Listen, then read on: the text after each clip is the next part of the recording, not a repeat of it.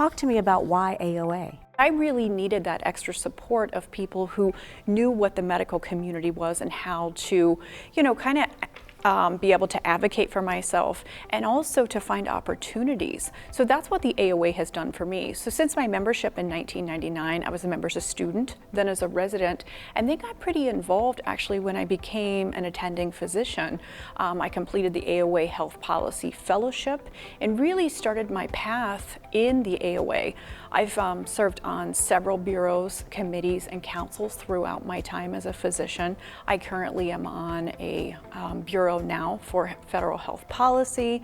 And for me, one of the biggest things for the AOA is my mentorship and those networking opportunities that I've had. Many of my lifelong friends are AOA members. The AOA has advanced so much in the resources they offer. I think one of the biggest and most important still that they offer is CME.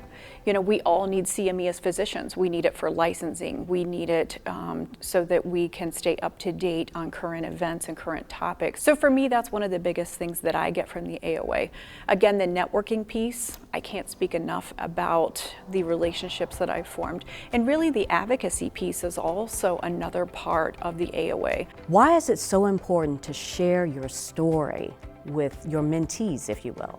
So I think it's important for me to be able to give back to a profession that's given so much to me. Working at the college, we have 250 students in each class now, and I always make certain that the students have my contact information and can reach out to me at any time. And I think it's not only mentoring to help find residencies or to find how to kind of maneuver through school, but it's also important sometimes just to have that friend and that nice ear to listen to you. And that's what I found in my mentors over the years. And I'll be honest, I still have my mentors and I can still pick up the phone and reach out to any of them. And I want to be able to instill that into the newer generation, that you're not alone in this. Sometimes being a doctor is not always easy. We don't always have the easiest days with that. We have to tell people they're dying. We have to pronounce people dead and tell families they've died.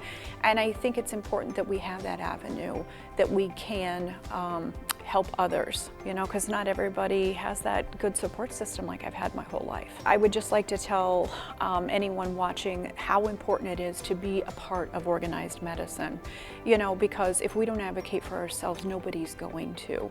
So, I think the AOA is a great place to start, especially for the osteopathic student, the osteopathic resident, the osteopathic physician, like-minded individuals with the same goal in mind.